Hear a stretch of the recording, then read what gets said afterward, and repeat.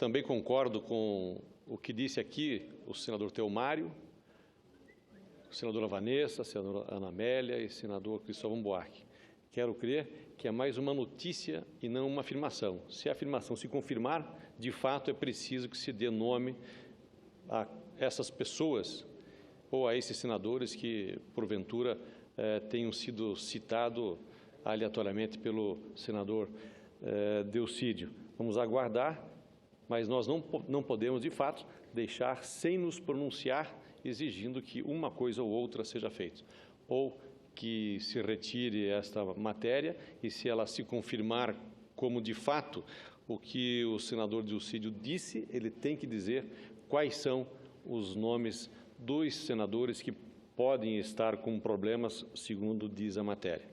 Mas, senhor presidente, o mundo está mobilizado no combate ao mosquito Aedes aegypti, transmissor da dengue, febre amarela, chikungunya e também o Zika. O combate à proliferação do mosquito, eliminando-se os focos de acúmulo da água parada e o saneamento básico, são as principais ações que estão ao alcance da população e do poder público para evitar que essas doenças se transformem numa epidemia mundial. Enquanto os cientistas trabalham em vacinas e no tratamento adequado para essas pessoas. A dengue, já conhecemos bem, temos tratamento apropriado, mas agora a Zika está assustando a todos, pois está se mostrando ainda mais perigosa do que a dengue, evidentemente. O terrível desse vírus é o pouco que sabemos sobre ele.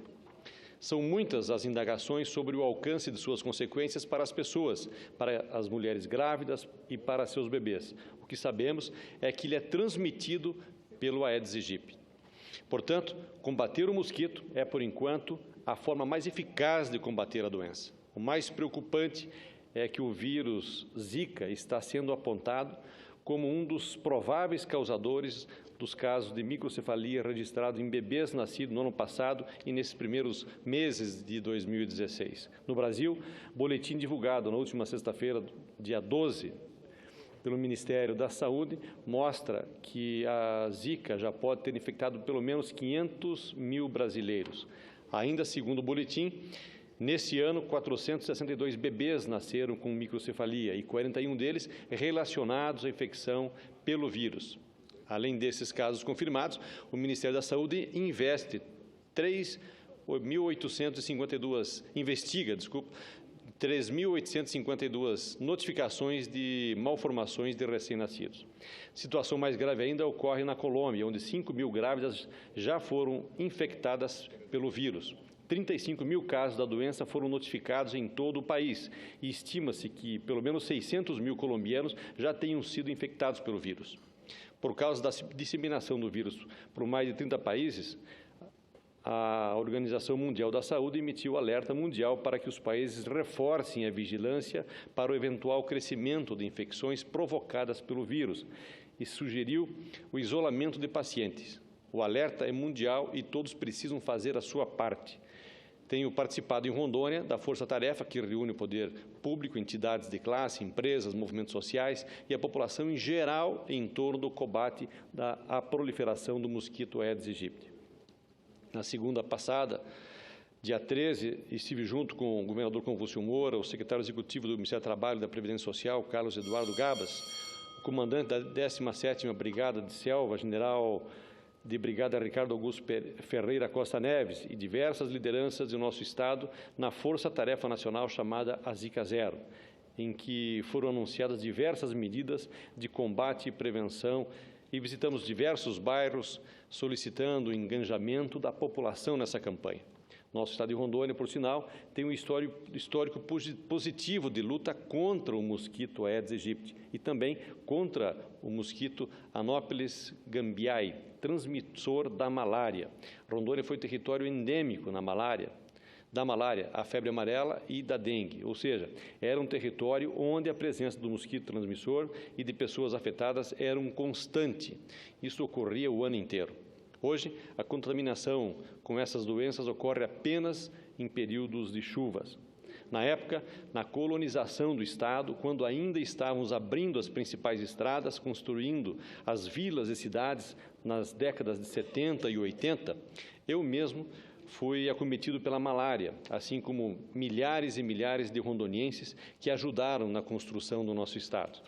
E nós vencemos o mosquito da malária. Desenvolvemos estratégias permanentes e boas práticas para evitar a proliferação do mosquito, assim como os cuidados preventivos e tratamentos adequados, ao ponto do Centro de Medicina Tropical de Rondônia, o CEMETRON, se tornar referência internacional do combate à malária, da febre amarela e também da dengue. O resultado desse trabalho, da união do poder público estadual e municipal e da população do Estado, é que nos últimos 10 anos praticamente eliminamos a febre amarela e reduzimos em 90% os casos de malária. Rondônia chegou a ser responsável por cerca da metade de casos de malária do país no final da década de 80. Em 2005, foram registrados 100 mil casos em Rondônia, enquanto no ano passado foram registrados apenas 10 mil casos. Ainda é cedo para falarmos da erradicação da malária, mas o esforço conjunto das autoridades e da população do nosso Estado para manter essa doença com índices mais baixos possíveis está dando certo. O esforço conjunto da União, Estado e municípios, junto com a população, também é apontada pela AGEVISA, Agência de Vigilância de Saúde, como responsável pelo declínio dos casos de dengue. Rondônia chegou a ter 20 mil casos de dengue em 2010 e conseguiu reduzir para 3 mil em 2011 e 12 e 2 mil em 2014, voltando para a casa dos 3 mil novamente em 2015. No entanto, enquanto o Brasil fechou 2015 com um registro de casos de dengue 178 maior que em 2014, o aumento em Rondônia foi apenas de 40%, sendo que só o estado de Rondônia não registrou nenhum caso de morte por dengue em 2015. Através deste esforço coletivo, a AGEVISA tem trabalhado junto aos municípios, monitorando semanalmente as áreas críticas para eliminar os focos de transmissão e garantir essa tendência de queda de casos dessas doenças tropicais em Rondônia. Mesmo com o resultado positivo nos 3 anos anteriores a 2015, Rondônia manteve ativa a campanha de mobilização em todas as cidades. No entanto, como o mosquito não respeita divisas ou fronteiras, o aumento de casos ocorridos em todo o país acabou influenciando o aumento de casos também em Rondônia no ano de 2015. E dessa vez, ela veio acompanhada de chikungunya e da zika. Segundo a AGEVISA, 4 casos de zika vírus já foram confirmados em Rondônia e vários casos suspeitos foram notificados em diversas regiões do estado. É por isso que, mesmo com a avaliação positiva no combate à dengue, o Ministério da Saúde mantém Rondônia na lista dos estados considerados de risco para as doenças transmitidas pelo Aedes aegypti. De acordo com a AGEVISA, dos 52 municípios de Rondônia, 18 estão em situação de alerta. Por isso, todo o esforço é necessário para que possamos eliminar esse mosquito, acabando com os focos de proliferação, com o acúmulo de água parada e fazendo o saneamento básico em nossas cidades.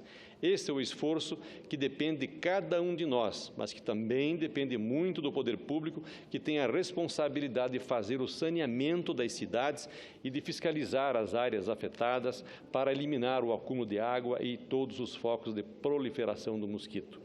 O governo federal está agora colocando as Forças Armadas em todos os ministérios e servidores para auxiliar no combate a um mosquito transmissor. Muito bem, mas a questão é mais profunda. Se não resolvermos os problemas estruturais de saneamento básico e da saúde pública, continuaremos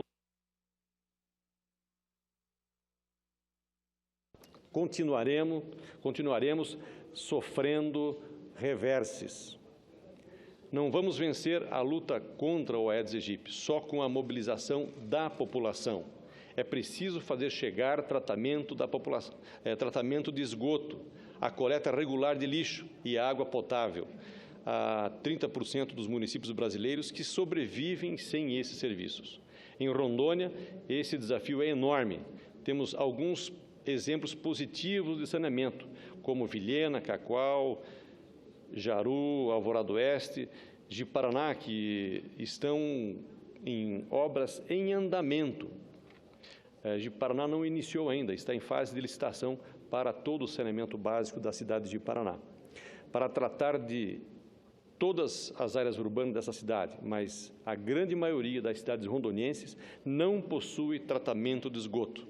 O Brasil tem o desafio de impedir a propagação do vírus Zika, de amparar milhares de crianças que estão nascendo comprometidas e, ao mesmo tempo, precisa investir mais em saneamento, na gestão e na melhoria da saúde pública. Eram essas minhas colocações. Muito obrigado, senhor presidente.